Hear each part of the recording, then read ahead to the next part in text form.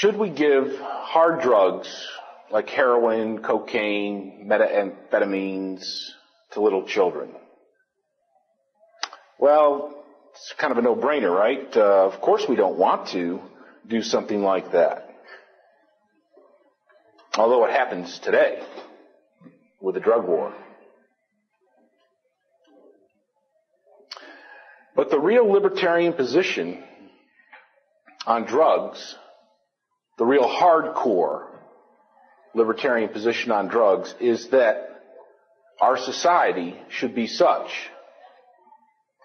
that the government has no right, no role, no authority in that decision.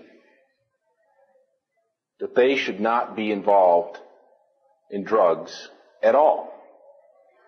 Now, there's a lot of libertarians out there working against the drug war in various forms, legalizing marijuana, having medical marijuana available to patients, freeing up us and drugs around the edges. And I don't have anything against that.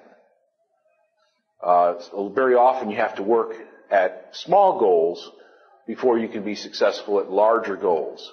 And some of those projects will pay off for the people involved, and some of them will pay off in the sense that it will provide information to others that freedom in drugs is not such a horrible thing to begin with. So that's really the position that I'm going to defend here, that we should have the right, in essence, to give hard drugs to little kids, or at least that the government should play no role, and certainly not the role they're currently playing in that process.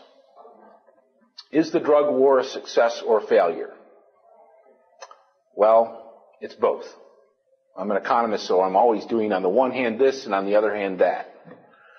And the drug war is a stunning success and a miserable failure, depending upon how you look at it. It's a success in the sense that the drug warriors have been very successful. They've arrested just tons and tons of people, hundreds of thousands of people. They've successfully prosecuted hundreds of thousands of people each year and send them to jail for long periods of time, very often for small amounts of drugs. They've confiscated huge amounts of drugs, tons and tons and tons of marijuana, millions of doses of heroin, millions of effective vials of crack cocaine or cocaine. There was just a bust here in, I think, Lee County for methamphetamines. And what did they find? Like a million doses of methamphetamines right here in Lee County. So, I mean, if you look at the drug war in terms of those statistics, in terms of property confiscation, drug confiscation, number of people arrested, number of people prosecuted, number of years people are being imprisoned for, boy, they've been just an awesome success. As a matter of fact, I was on a radio program in Birmingham, and it was a rock station, and I drove up there on Sunday morning one time, and I was supposed to be interviewed. Well, the guy, they didn't tell me it was a debate, and I was debating the local chief of the Drug Enforcement Agency, which is a little intimidating, actually. But I said, I mean, you guys are really very successful at what you do. I can't imagine anybody sort of pushing you to do more than you already have done. So it's a success on that side, but on the other side, it's a complete failure. Despite all of those statistical victories, no one would deny the fact that illegal drugs are readily available just about everywhere. Certainly on this campus, and in this city, and in this county, and in this state, we're a major producer of marijuana, a major producer of methamphetamines, and an entry point for drugs from South America, Mexico, Colombia, and so on. So, I mean, if you look in terms of the local scene, drugs are widely and readily available And the prices haven't really changed much since prohibition began. So despite all the efforts, they really haven't pushed drugs out of the market or even pushed their prices up. If you adjust for inflation and you adjust for quality, potency, things of that nature, they haven't made a dent. It's like they're not even there. And that same situation is true all over the country. Drugs are available just about everywhere. They sell drugs on the streets of Washington, D.C., right down the corner from the Drug Enforcement Agency. Right out on the streets. The drugs are available for sale inside federal prisons. They're sold inside public schools. There's really nowhere where drugs are, it's secret. It's not always out in the open. You do have to pay a price, sometimes a pretty steep price. $5 for crack cocaine. That's not going to deter anybody.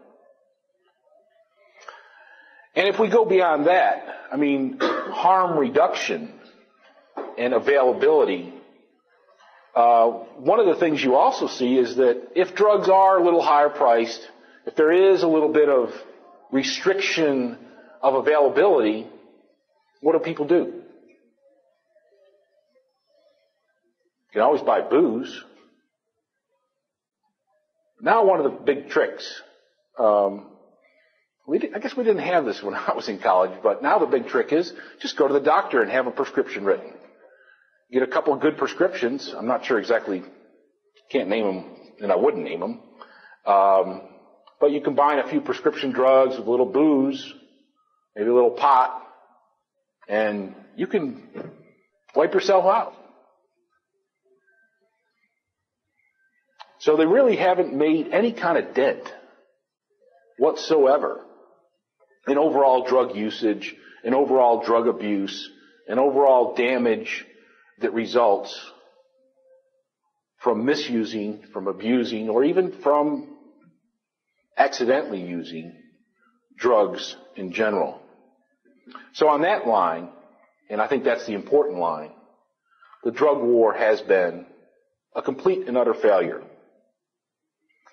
One of the things you see when the drug war is talked about and somebody says, well, what should we do about it? Is they start talking in terms of the costs and the benefits. And this, of course, is big in my profession, economics. What are the costs and what are the benefits? And in my particular school of Austrian economics, we have a very rigid line. We can't just sort of make things up as we go along. We can't estimate things and pretend that they're real. We can't come up with proxies and pretend that they're real. We have a much stricter standard than your average mainstream economist, because we always consider people's subjective evaluations of things. Subjective means that you can value something as much as you want. And there's nothing I, as the economist, can do. I can't just proxy you down or estimate you down or normalize you or average you and come up with some figures. And so when I say the costs are greater than the benefits, the Austrians have a very strict standard on all that. Because if the drug warrior says, well, so what? We only saved one girl this year from drug abuse, from a drug overdose. So what that it cost $50 billion? It was worth it. Then I have to, as an Austrian economist, I can't just say, well, one girl is only worth $1 million and $50 billion is much greater than that, so we should re-engineer society. I can't do that. If someone says that little girl is worth more than $50 billion, I can't really say anything. And then it's just a political process, and people vote one way or the other. Representatives vote on the legislation. But what I can say is that prohibition provides us with no benefits. It doesn't save anybody.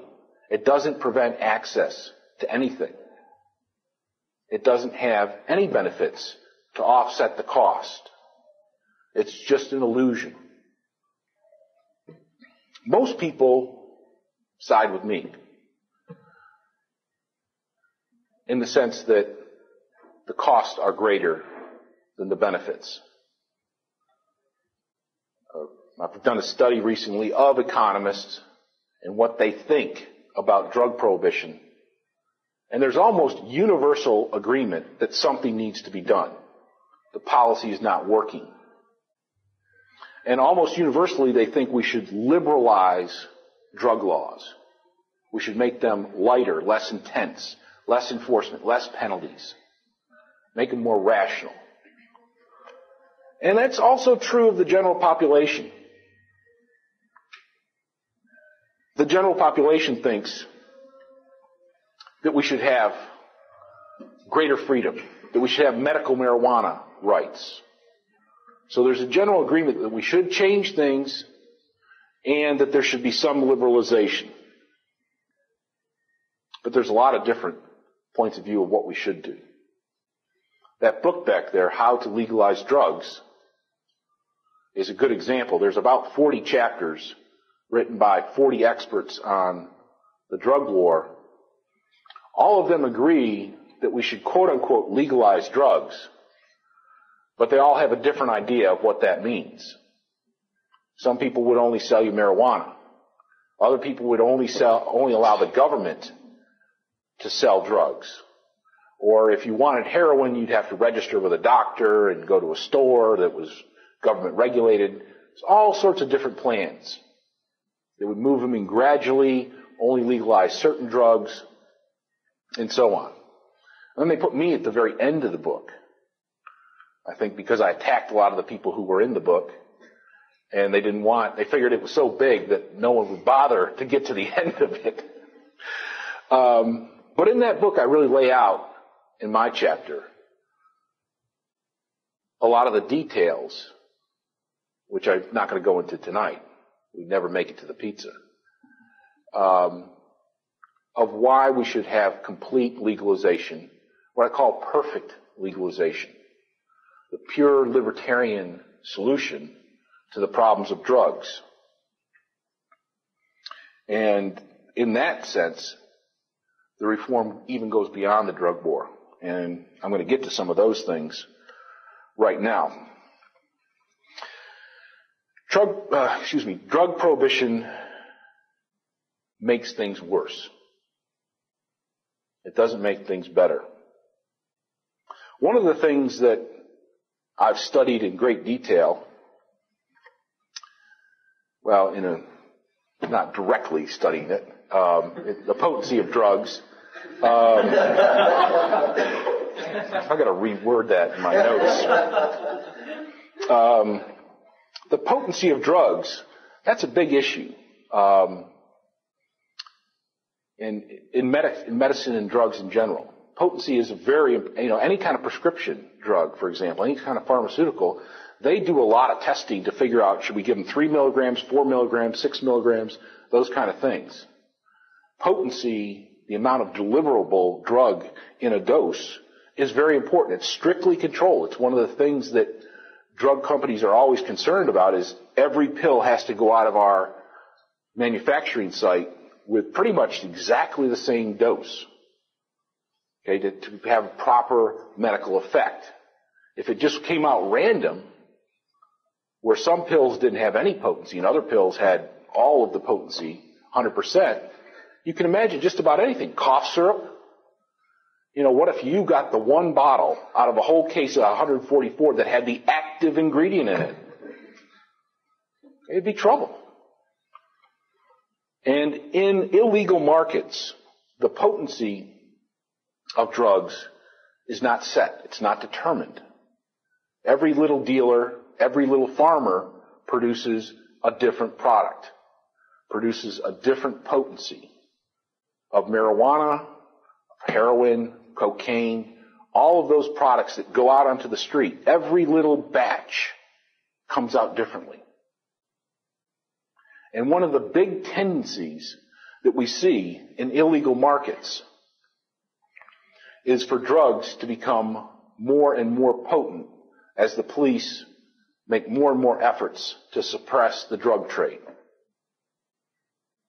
So the more the police enforce, the more highly potent drugs become.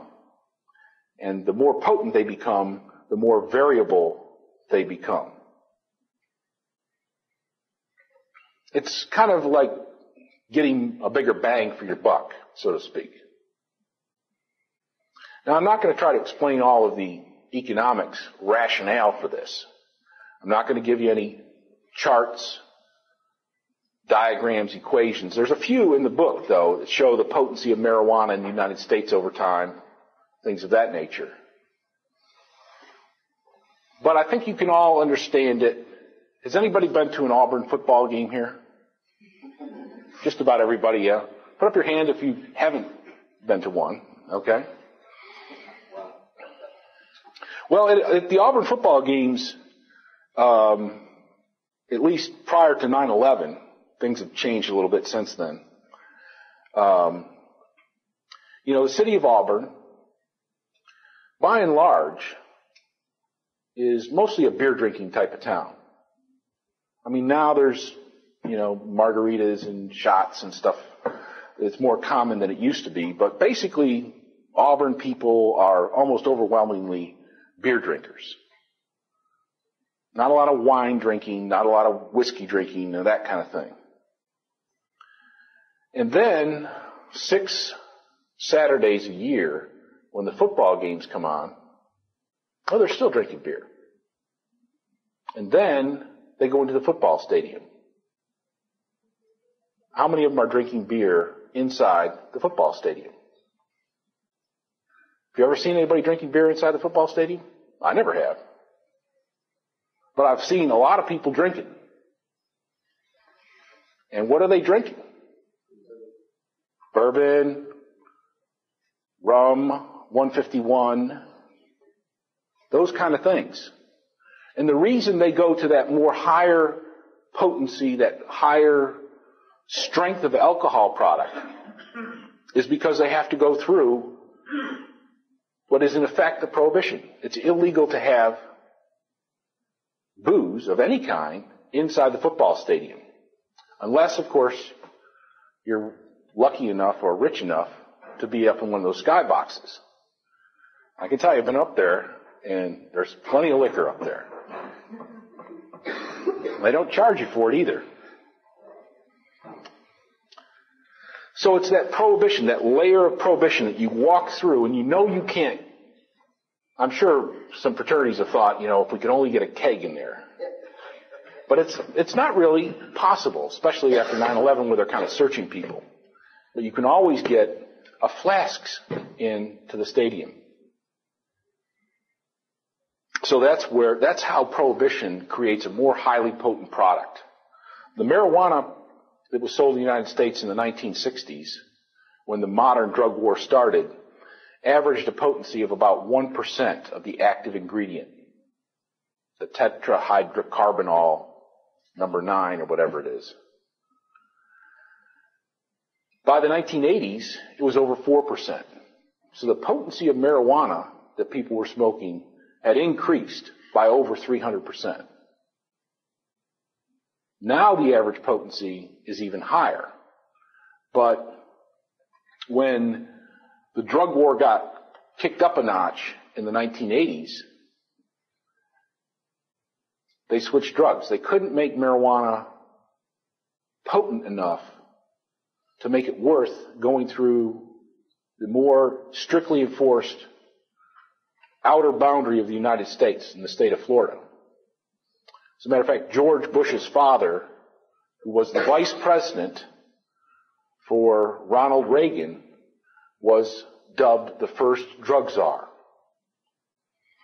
And they put into effect, they brought the military into it, and they spent a lot of money closing down the borders. And what happened? People, all of a sudden, they stopped smoking marijuana by and large and turned to cocaine and then crack cocaine.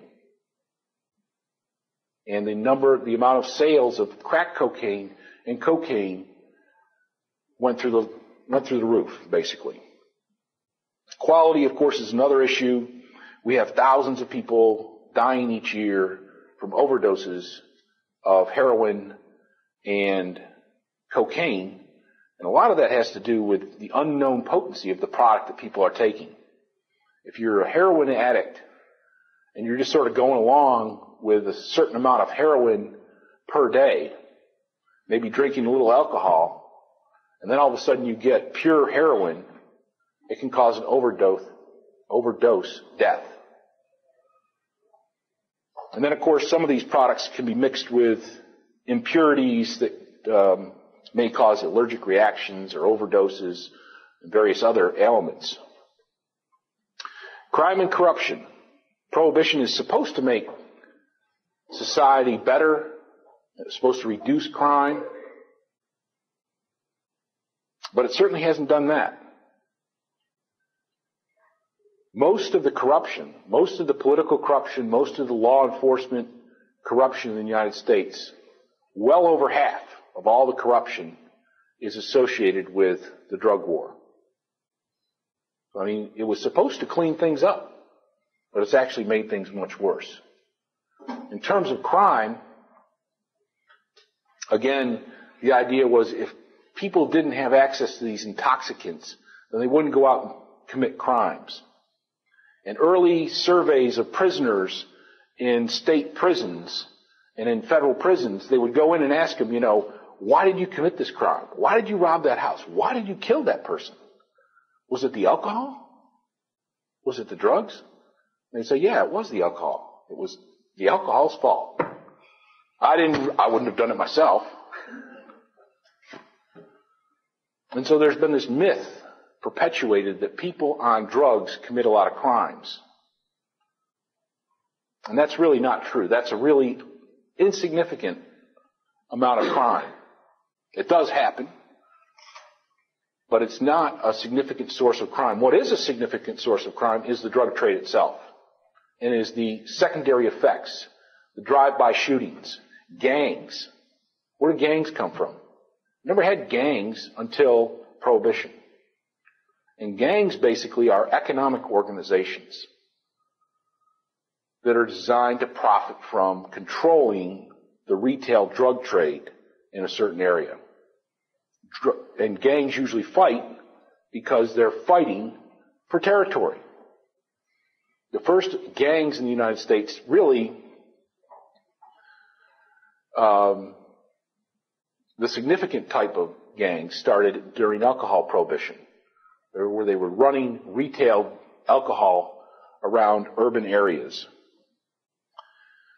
And children, of course, with drug prohibition, the penalties on children, those who are 18 and younger, for being in the drug trade as runners or dealers, the little roles that they play in the drug trade, the reason that they're brought into the drug trade is because the penalties on them are so much lower than anybody over 18, 17, 18 and above.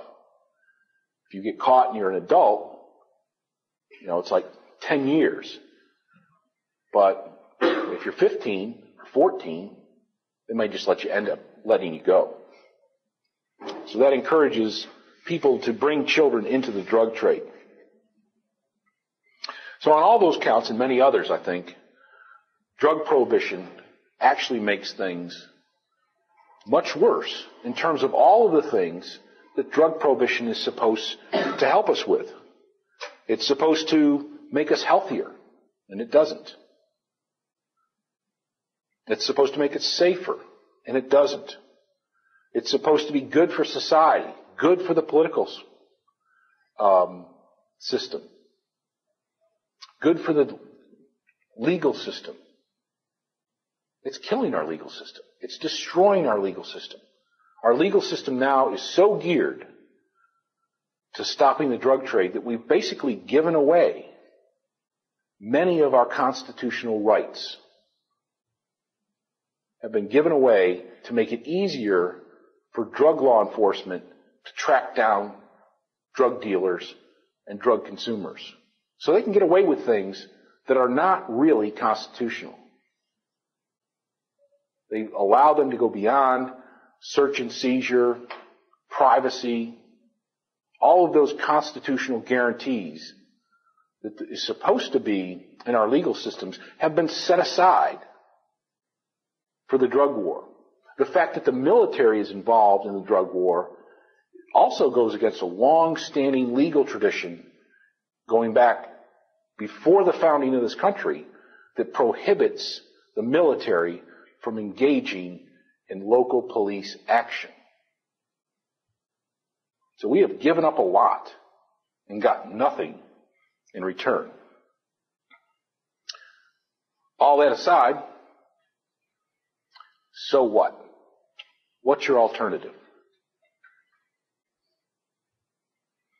Most people believe that if we legalize drugs, all we would get is more of the same.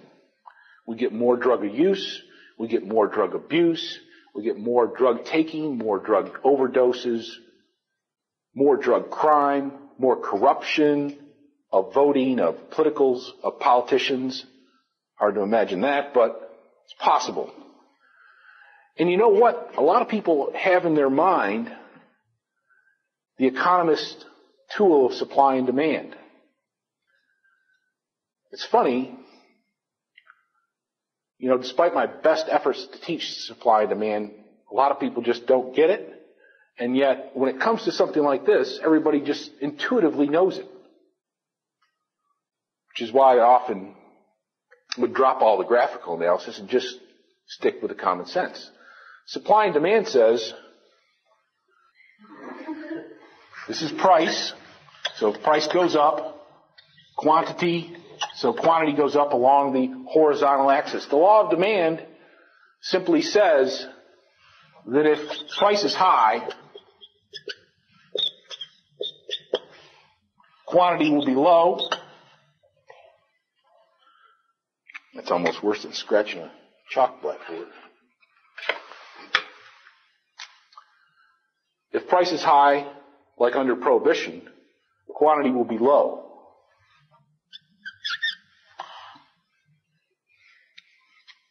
Dean Foy would be upset. Whereas if the price is low, quantity will be high. That's all it says. And so people, politicians, debaters, and so on and so forth, think, well, if we legalize drugs, the price will fall, the quantity will increase, and all our problems will get much worse.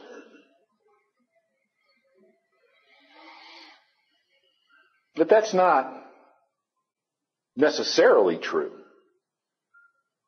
Economists place a major emphasis on prices. Prices are the information of society, the economic information of society. They direct resources. They encourage people into certain professions and out of other professions. But with prohibition, all of those other things that we hold constant change when you go from prohibition to legalization. In other words, everything we know about the market for illegal drugs would not be true about the legal market for drugs. And so whereas in most instances, a price change has a lot of meaning. As a matter of fact, let's just say that the legislature increases the price of gasoline by 50 cents in order to cover the budget shortfall, so-called budget shortfall in Alabama. So that the price of gasoline goes up 50%. Now what's going to change? Well, the price is going to go up, the quantity is going to go down, but gasoline is going to be the same, gas stations are going to be the same, you're still going to be using pumps. Nothing else is going to change. But with legalization, everything is going to change, and price becomes the least important aspect of the change.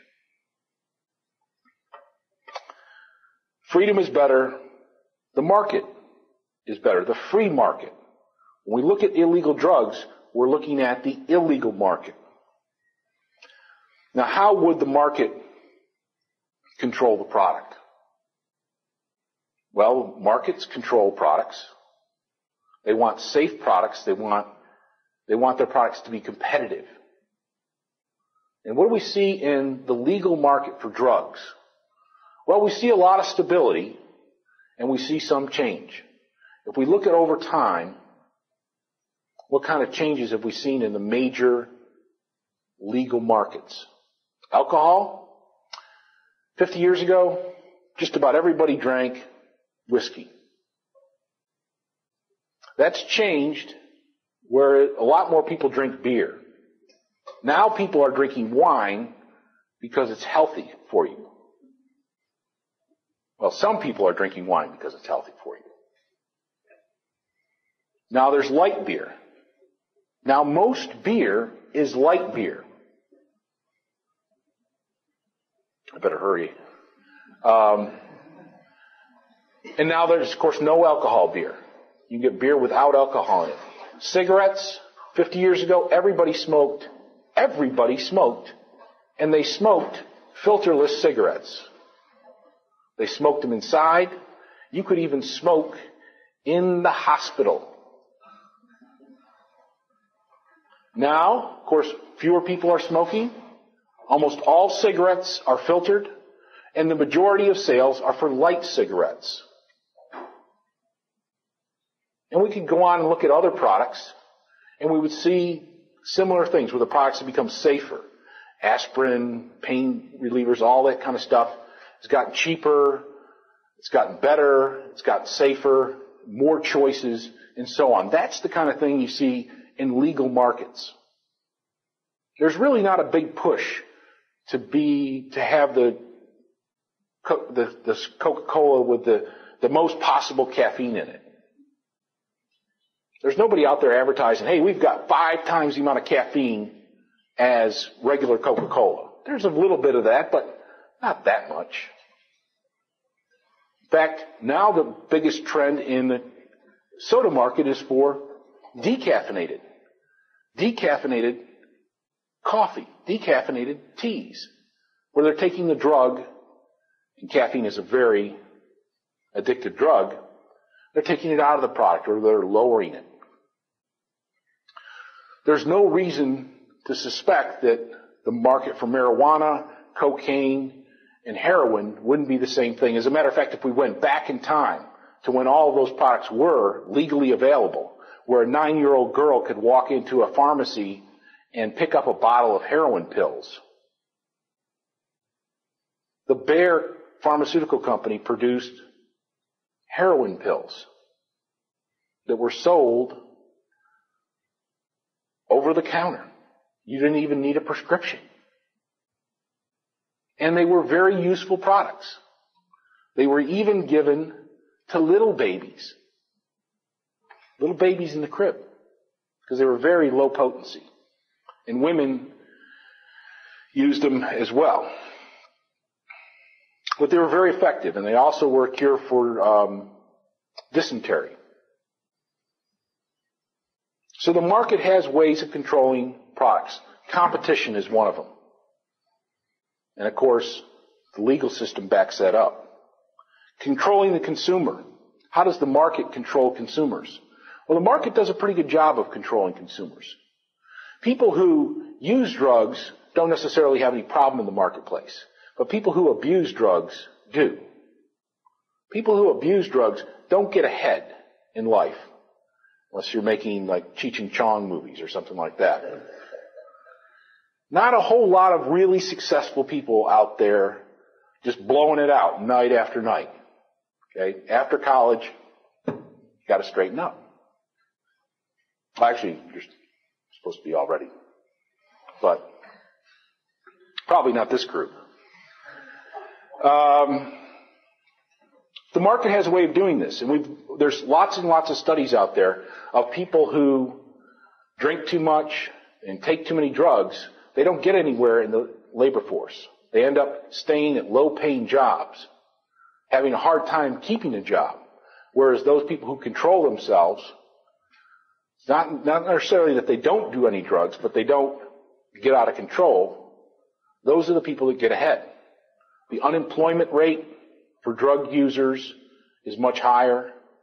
Wage levels are much lower. All of those sorts of things that drug users are more likely to lose their job. So the market has a way of controlling for that. Unfortunately, it's kind of watered down because the government has welfare programs, unemployment insurance, things of that nature. The social safety net means that you can behave irresponsibly and get away with it.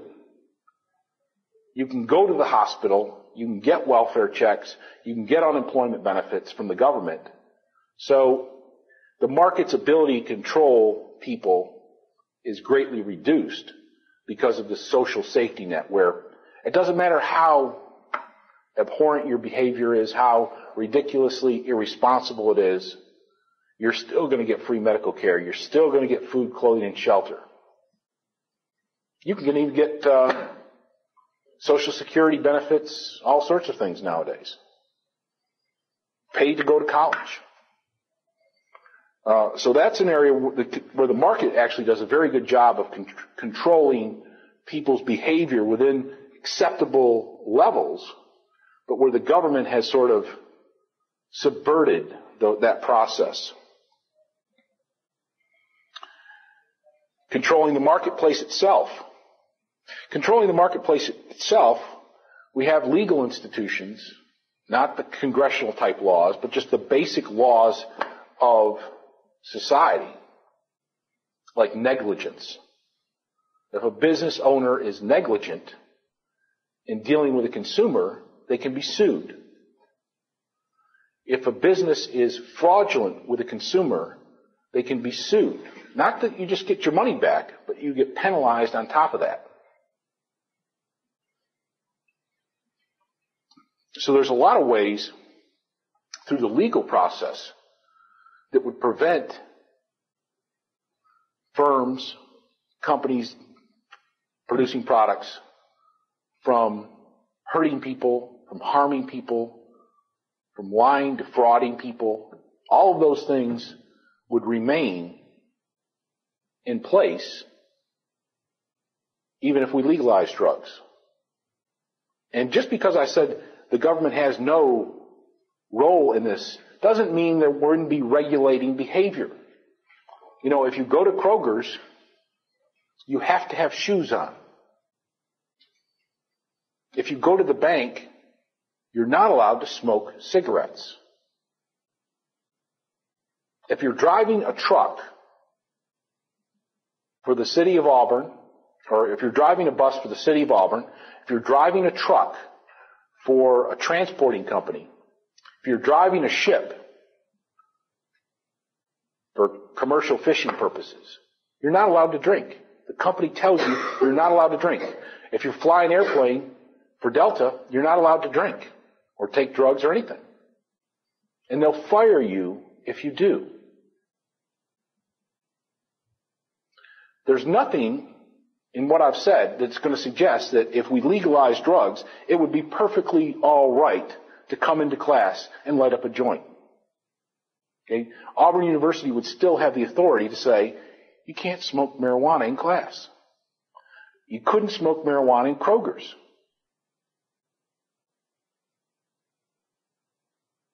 Okay, so institutions, private organizations, can put all sorts of requirements on you that you do obey and that you would obey. And they don't put up with anything like that.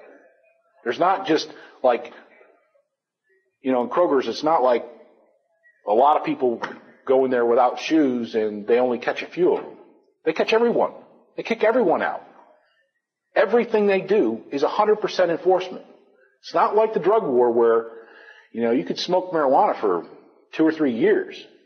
And as doped up as you are, you may never have had any chance of really getting caught.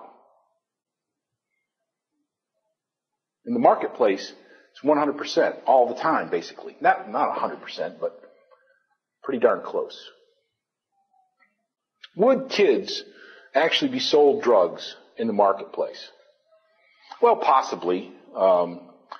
It's unlikely that Winn-Dixie Pharmacy is going to be selling hard drugs to little kids. It may have been at one time, it would be okay to send your little kid down to the pharmacy, the drugstore, actually back then, and pick up the prescriptions. But everybody knew everybody else in that situation. Nowadays, when that isn't the case, it's unlikely that a corporate pharmacy like CVS or Walgreens, something like that, is actually going to sell legal hard drugs to little kids. Why is that the case? Why wouldn't they? If they were allowed to, why wouldn't they?